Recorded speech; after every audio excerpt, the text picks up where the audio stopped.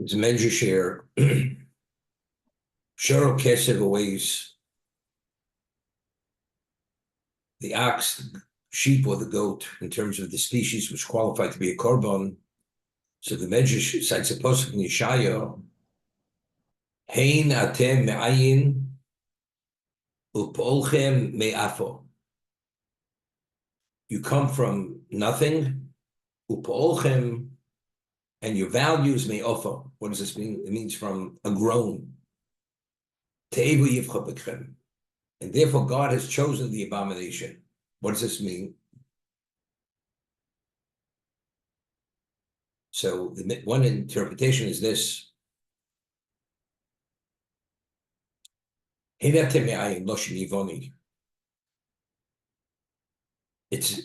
a word in Greek, Hein Chad. Charatem li miumas ha'olam, and dikram ayin. Of all the nations of the world, which the nations of the world are called ayin. Ayin means they're nothing.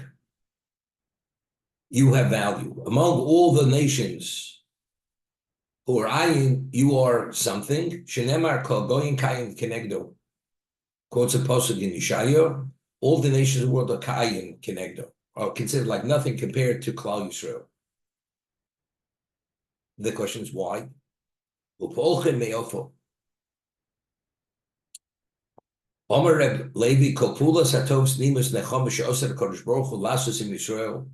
All the good and pleasant and acts of consolation which HaKadosh Baruch Hu will do with Klal Yisrael in the future. Eidon El B'schar Pio Achas. It's all the merit of one groan. What does this mean? Shepo Yisrael B'Sinai V'Omru. It's that groan or that expression at Sinai, which they said one expression. Because we said Nasav Nishma, because of that, God values us more than all the nations of the world. What is Toiv Yivchamikem? And God has chosen even the abomination. Also therefore,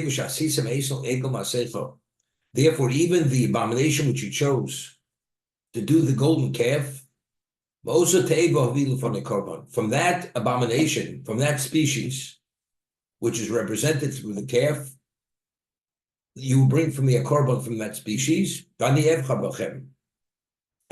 I will choose you. Umau shor kesaways. The ox, although the ox is the species of the golden calf, because of that one groan at Sinai that you had said, Nasav Nishma, I will even accept that. Because you're something special, and the world, all nations of the world are ayin, are nothing. That's how he's interpreting the pasuk in Yeshaya.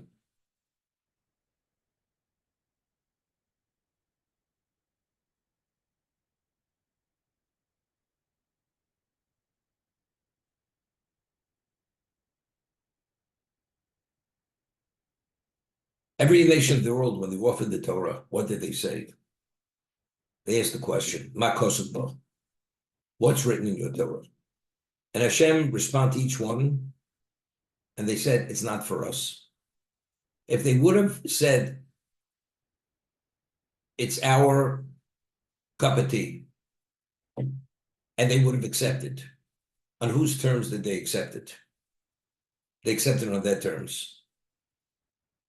Even if they would have accepted, because only Hashem had responded. Let's say he would have said to Esav, to Edom, Kibur Oveim, honor your father and mother. They would have accepted it. But because Hashem said, Lo tirtzoch, it says you should not commit murder. They said that's for us, because we have a blessing from our forefather. Klal Yisrael, we didn't ask the question what's written in it. What's it all about? We said Nasav Nishma. Nasav Nishma means it's not based on what we value, it's all based on what you want. So because there was such a negation to Hashem, it's not us, it's you. Even if somehow we should do the wrong thing. But what is the essence of the Jewish people? It's not us, it's Him. Therefore, Hashem says, even the ox, which represents the Toeva, which represents the abomination, even that I will accept. Because that confirms it's not you. So if it's you, that's part of your value system. You chose me because, why did you choose me? Because what I presented to you fits into your profile. Klausel accepted the Torah because it fits into their profile. It's because it's the will of Hashem. They want their profile should be the profile of Hashem's profile. That's the way I understand it. Then it continues. Why, when it mentions the species, why is the ox mentioned first? Famous midrash. Amr Levi Moshel Matruna Sheyotze Le Shemra Vechud Megdoli Malchus. There was this woman, she was equivalent of the queen. Word went out that she had committed adultery with one of the ministers of the kingdom. The king did his due diligence on it. He found out it was baseless. It was just slander. But word was out there that she committed adultery with one of the ministers. He made a banquet, invited all his countrymen, all his subjects to come to the banquet. And the person who word was that he committed adultery with the queen, he sat him right on the dais, right next to the king. Lodia lakol, to make it known to everyone, sheboda kamelch b'dvorim, that the king had done his research and verified l'motz ben mamish, and it was turned out it's baseless. The accusation is baseless. Ufishawayu umas olam omen in Israel, the nation world said to Klal Yisrael, Atem asismo egel, you did the egel. Ubada Kadosh Baruch Hu l'motzim divrei mamosh, and Hashem went and verified that what they claimed was baseless. Why? Lefichach naseh rosh l'karbanos. Therefore, the ox being chosen as the first, mentioned first, to confirm that the egel is not attributed to them. Minayin. How do we see that? Shekoro b'inyin shorkes ways.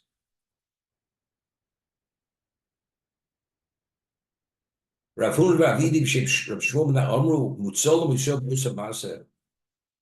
Sheilu Heim also was able. The Jews initiated the Egel. Hoyolem Loma Elo Eloheinu Yisrael. It said, "This is our God Israel." And I gave him Sholu Yisrael Mitzrayim, but the rabble that had left Egypt with Klal Yisrael, Heimasu, Hoyomodel Yisrael, and they presented to Klal Yisrael, Elo Elohechu Yisrael. This is your God Israel. As a result of this, the failing is not an indication of who we are, but rather it's attributed to them. Therefore, it's considered slander. So it's a misconception that we did that idolatry, we did it. There's a claim against us. We shouldn't have been drawn into it. However, because we didn't initiate it, it doesn't in any way refute the essence of the Jew, that the Jew wants to identify with God.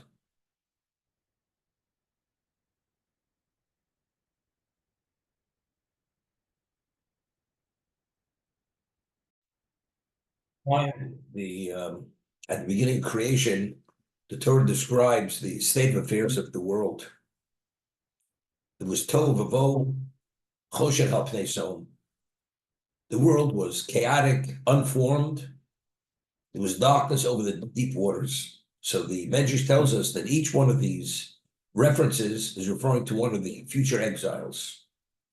Tohu is Bavel, Vo is Poras, Persia and the Medes, Choshech, darkness of the Greeks. Tahom is referring to Edom. Tahom means these deep waters, there's no end to how deep it is. Okay, so it says, the Medrash says, why are the Greeks referred to as Choshech, darkness? Shechoshchu eineim shel Yisrael b'gzeirosam. They blackened their eyes with their decrees. What was the decree? Interesting. The decree that they said that every Jewish home has the right on Keren Hashor, on the horn of an ox. Ein lanu chelu b'kei Yisrael. Every Jewish home had to have a plaque which was made of the horn of an ox, and they have to inscribe on it, so we have no share in the God of Israel. What is this all about? So the Maharal of Prague explains, what did we want? The Greeks, they were pagans. We said, we're willing to die for God. We will not become idolaters. And there were all kinds of decrees, not to study Torah, not to circumcise yourself, not to sanctify the new moon, not to observe the Shabbos, which indicates God's the creator. But what is this all about? So the Maharal explains, a person gets married, and the relationship is special and fresh. And the bride commits adultery under the chuppah. What does that say?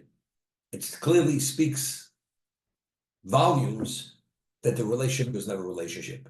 You say over years, relationship becomes stale, and the woman does something she shouldn't do. But under the chuppah, you were just married. How do you commit adultery? So the Greeks said to the Jews, you think you have a special relation with God because he accepted you. And you said, Nasa Minishma. Well, look what happened.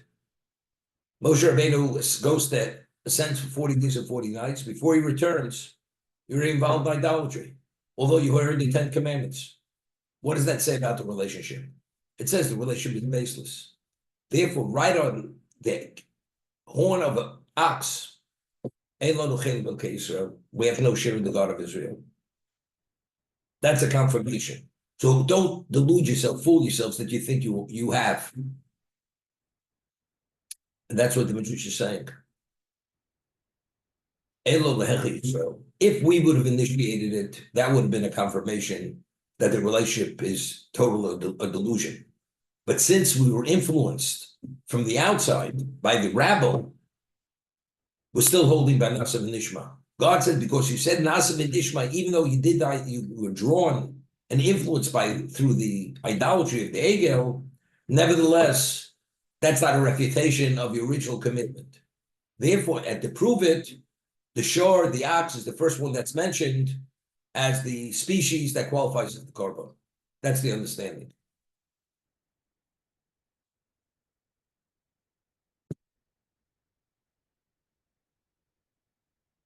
Yeah.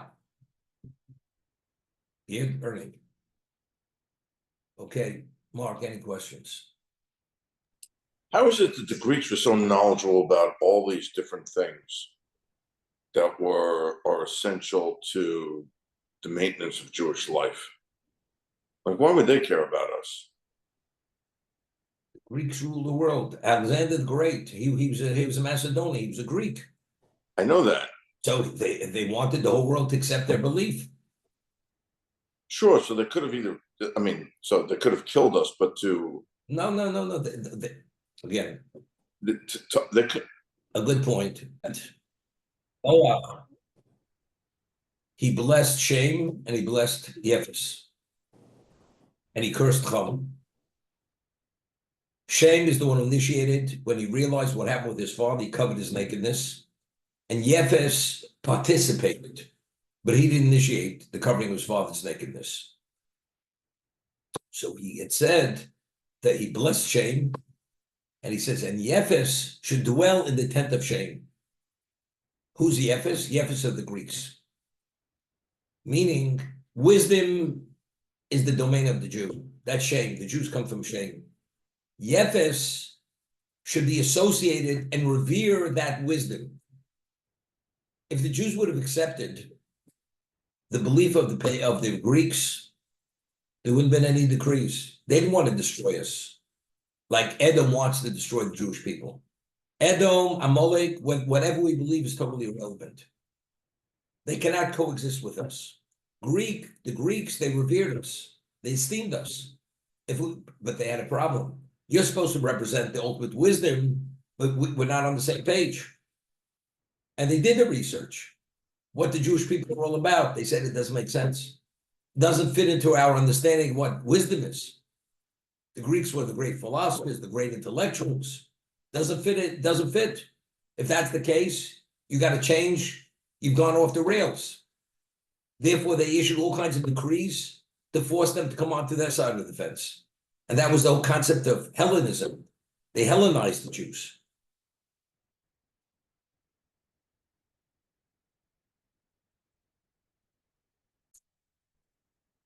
Wise men of Atuna. What's Atuna? Athens. They went and they posed questions to one of the Tanoim to show that their position is a more correct position. And he was able to respond. They're known as the wise men of Athens. They were the crown jewel of the Greek society.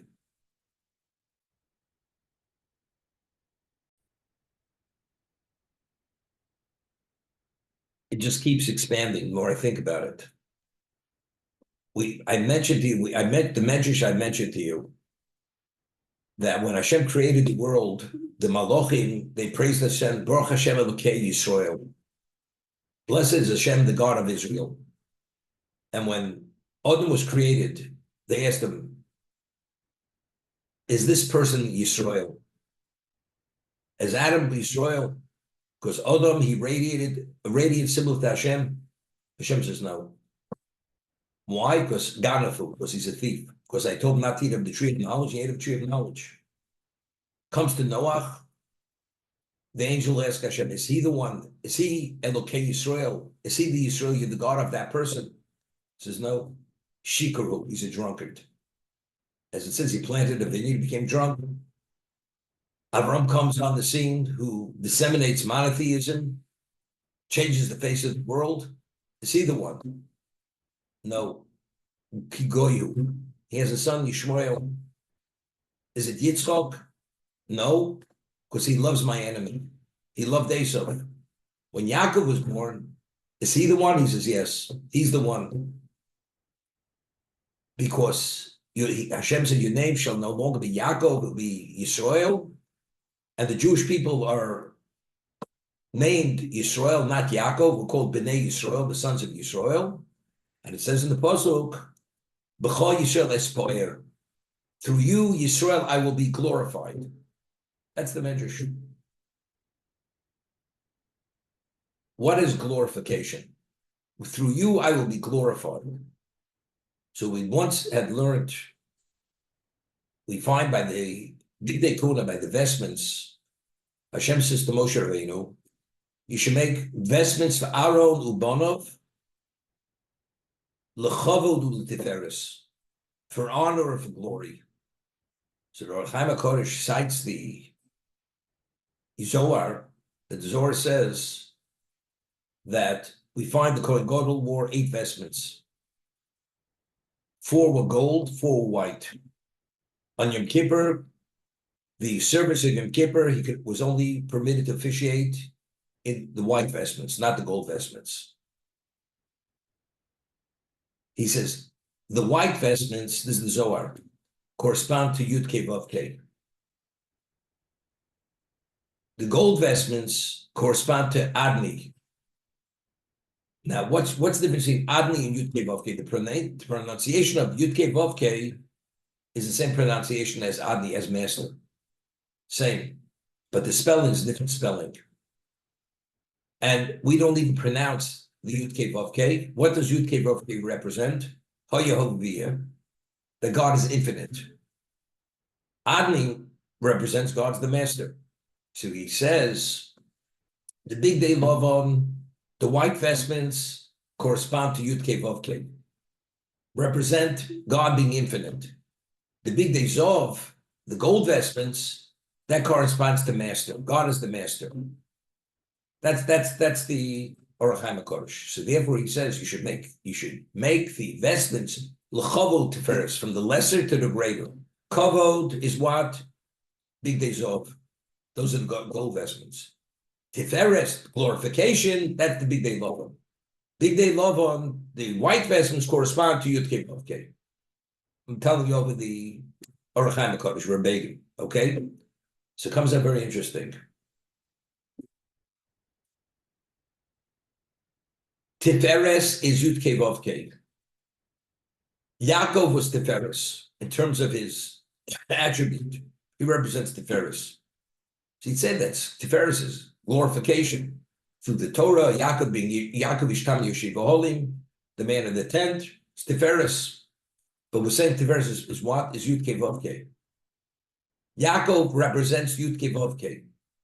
As a result of that, B'chol Yisrael Espoyer, that since I took you as my people and you called Yisrael, and I sanctified myself through you, I will be Espoyer. We're the only nation that has relevance to Yud Kei Vav Kei. Only the Jewish people have that intimate relation with Hashem because the Torah was given to us, not to any other nation. Atem Kruyim Odo. They have no Kruyim Odo. This is B'chol Yisrael Espoyer. This is Tiferes. Through you, I will express my infinite, my Yud Kei Vav Kei. Okay? That's what it's, I was thinking like this. The Navi says, why did God create the world? L'chvodi barosiv. I created the world for my honor. Doesn't say for my glory. What's honor? According to the Zohar, honor is adnus, is mastership. That God is the master. That the world at large, even the non-Jews, you should recognize that I am the master.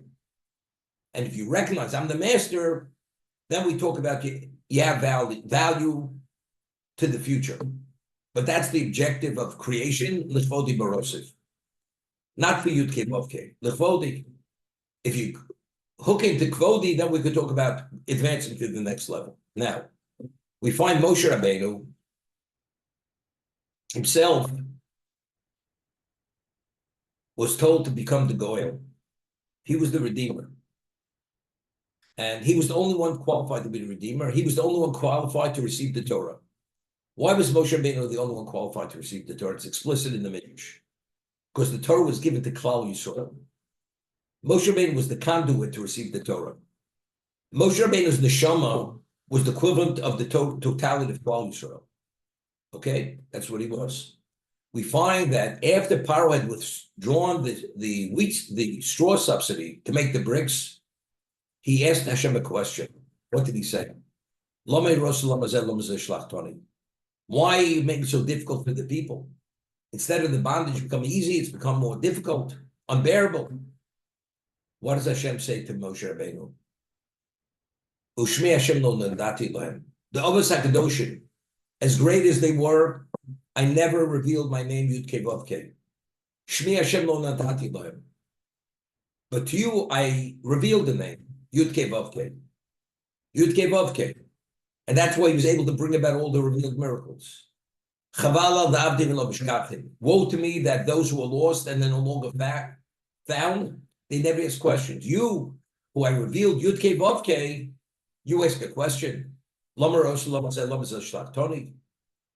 what Hashem said. Now the question is, why did he reveal Yud Kei Vav Kei to Moshe Rabbeinu, and he did not reveal the Avos HaKadoshim? The way we're saying now, what is Yud Kei Vav Kei? Yud Kei Vav Kei is B'chashem Espoyer. That is the infinite aspect of Hashem.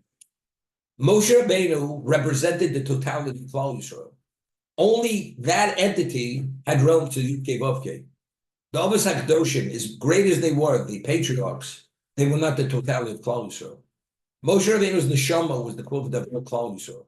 As a result of that, he says, to you, you were privy to Yud Kei Vav Kei. And that's why you chose to be the goal, and ultimately you'd be the one to be the conduit to receive the Torah. Because you receiving it, you're the totality of Klal Yisrael. And that's the question you ask.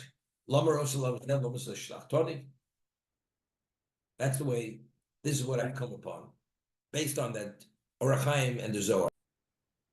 When Onkelos was a convert, he was a nephew of Nero. He converted to Judaism. Before he converted, he raised 3 people from hell. The first one he raised from Gehenna was Bilam. And he asked him, should I convert to Judaism? But before he asked Bilam, should I convert to Judaism, he says, what's your predicament there? What's happening in spiritual hell? He says, you know what they're doing? Whatever this means. They're cooking me in hot semen. That's what they're doing here. Why semen? Because he's the one who initiated the whole concept of Baal Pehor. He says, should I convert to Judaism? He says, whatever you could do, don't convert. what you could, if you could hurt the Jewish people, just hurt him, but stay away from him. Yeah, he's burning in hell, but yet his whole understanding doesn't change from where he was when he was in the physical world. Then he raises Titus from hell, from Gehenna. He says, "What should I do?" He says, "What's happening to you?" He says, "Every day." What was the last request of Titus? That after he dies, they should burn his body, incinerate him, cremate him, and spread his ashes over the 7 seas. Why? So God should never be able to find him. That was his last request, and that's what they did. So he says, "You know what they do to me every day? Every day, they burn me, cremate me, and they spread my ashes over the 7 seas of the world. And then they regather it, then I'm recreated, and every day I'm cremated over again. This is day in and day out. But don't convert under any circumstance to the Jewish people." Third one he raises. JC, what we call, the father of Christianity. Where are you? Where are you down there? He says, "They're feeding me human feces." See, said in Gemara says, why that? Because it says whoever makes a mockery of the Torah, misinterprets the Torah, they feed him dung. Quotes a puzzle. He says, "What should I do?" He says, treat them well, don't get involved. Because they're special people. That's what he said. And of course, he converted. Onkelos became Onkelos Ager. He's the author of the Onkelos, the Aramaic translation of the Torah. He was a Tana. Onkelos became a Tana. He was known as Onkelos Ager. So here, even in hell, in the spiritual, where you should have clarity, you're bogged down with all your old nonsense, with all the old baggage from when you lived as a human being. Because though all the impurities of life that you created, they take with them with that baggage even to Ganem. And therefore they have this blockage, and they cannot fully internalize the reality of what we're talking about.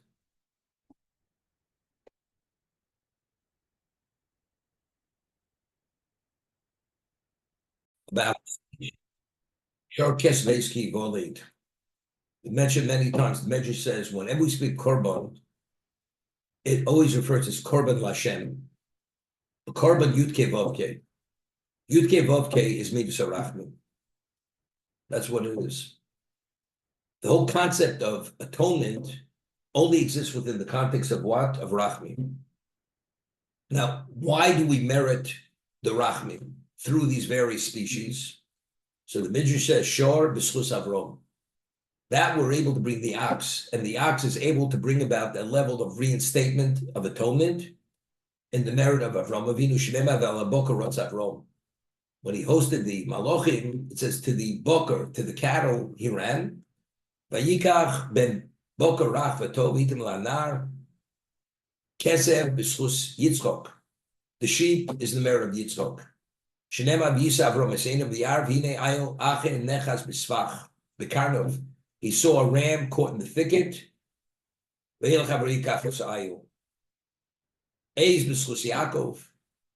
goat is in the merit of Yaakov.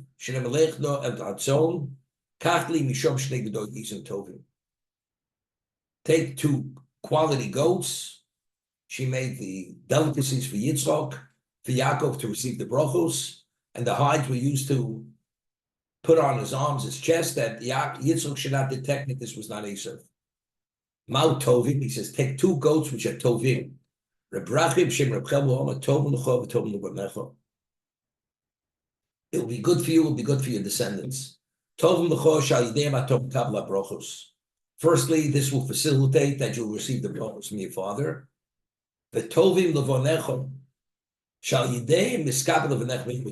What do we bring on Yom Kippur? We just read last week.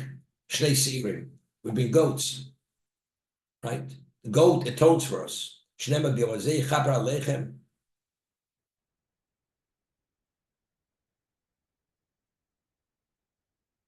Now the Medrash says, Well, Yeshivas Yom Tachsimo. Remember, we made the equation between Mila, a child has to experience a Shabbos before he's circumcised. The animal, before it's qualified to be brought as a korban, it's only on the 8th day. Rabbi Yeshua Salon Hashem, Rabbi Levi, and Moshe Melcher Nichnas LaMedina. Boti Cruz. The king comes to one of his locations, and there's a public announcement called Achnoi Sheishkan. Any members of his subjects are here. They're not qualified to see me, to have an audience with me, unless they first see my minister. You cannot bring a korban unless it was exposed to the kedusha of Shabbos. Because in every 7-day cycle, you have a Shabbos. Same thing with circumcision. A child you cannot circumcise before the 8th day. So you should be exposed to the kedusha of Shabbos. Omer Rabbi Yitzchak, Mishpat Odom Mishpat Behemo. The predicament of the human being, the predicament of the animal, Mishpat Odom B'Yom HaShmini, Yimo. Mishpat Behemo B'Yom HaShmini V'Ol Yirotze. So the Midrash equates the two. Now it's interesting. We had spoken about that the species that qualifies for the korban, they're all pursuit species. The ox from the lion, the sheep from the wolf, and the goat from the weasel. Because then they're dofim. And we explained because the animal, the korban, is the equivalent of the person. So if the animal has to have the characteristics of the person, because it's actually in the place of the person, so if that's the case, just as the person only has relevance to Hashem only after he's been exposed to the Kedusha Shabbos at the time of circumcision, to be reinstated, that animal which represents him for atonement, it has the identity to the person. It goes hand in hand.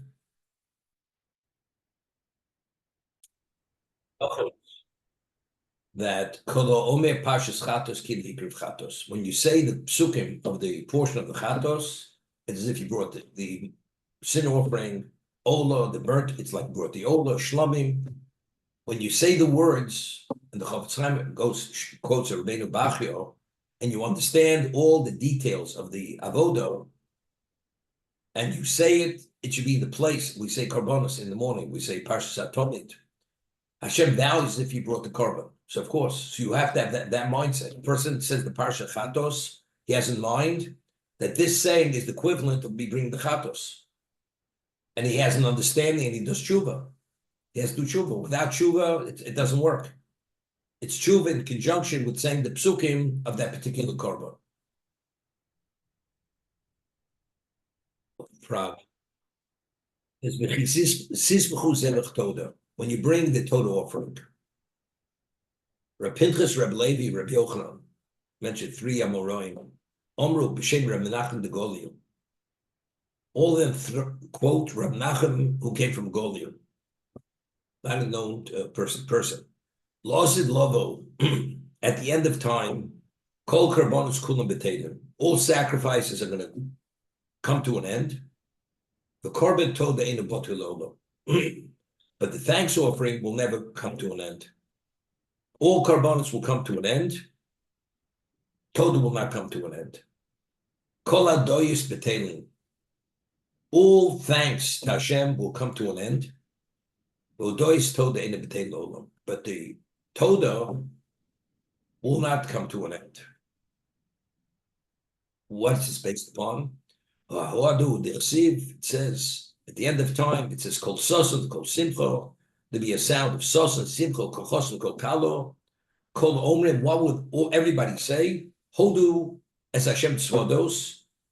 Thanks to Hashem Tzvados. Ki Tov Hashem, Ki L'olam Chasto. This is the pasuk we say, Hodu Hashem, Ki Tov, Ki L'olam Chasto. Okay? It's a pasuk in Yirmiyah. What is that? It's a korban toda. It's incumbent on me to bring my vows. Ashalem todos love. I will pay thanks offerings. Toda in ksiv. It doesn't say toda in the singular. Ela todos. Hodoyo, the korban toda. Thanks together with the korban toda. Now, what does it mean? All korbanos will come to an end at the end of time, except korban todah, and only thanks will be thanking Hashem for everything. Now, so the Maral of Prague explains it this way. The Gemara tells at the end of Brachos that Kishem shevorchen al tov kach mevorchen al hara. But God forbid a person experiences a tragedy once it's daino emes. Daino emes, God's the true judge. Something good happens to a person, we say Shechianu. So why don't we say Shechianu? If Hashem is daino emes, that in the ultimate sense, it's in one's best interest. And that's why God's decision was to bring about this pain. So why we should say Shechianu? And Rava says that just as you say Shechianu with joy, a person should say daino emes with joy. The answer is because to be able to fully grasp and understand the concept of daino emes, you have to see it in real time. When will you appreciate that the judgment and the pain and the suffering was in one's best interest, even more than what we consider good fortune and material? Only after all evil will be removed from existence. When that veil, that haze is removed, then you'll see it. So therefore, today, I believe in Jubilees. Why do I live? Because God wills my existence. Why do I function to the degree I function? Because God wills it. I'm a beneficiary every moment of what? Of God's beneficence. That's what I am. So what level of thanks should you thank God? You should unceasingly, all you should do is thank God and not be involved with anything else but that. But since we don't see it that way, intellectually, abstractly, we understand it. But we don't internalize it that way. But the end of time, what's going to be? Wherever we look, every moment of existence, all we see is Hashem's bestowing goodness upon us. If that's the case, all will be saying all day, thank you. Thank you, Hashem. That's it. Nothing other than that. Therefore, all korbanos will come to an end at the end of time, except for korban todah, because all that will exist will be that level of clarity. We will see everything is bestowed upon us, and even what we saw as negative is the ultimate positive. That's how the Maral explains it. How do we say Hallel? On Purim, we don't say Hallel. So if we say Hallel Chanukah, why shouldn't we say Purim? We were at the brink of annihilation. You say Hallel. So you know what the Gemara says? The reading in the Megillah is the Hallel. How's that? How is that?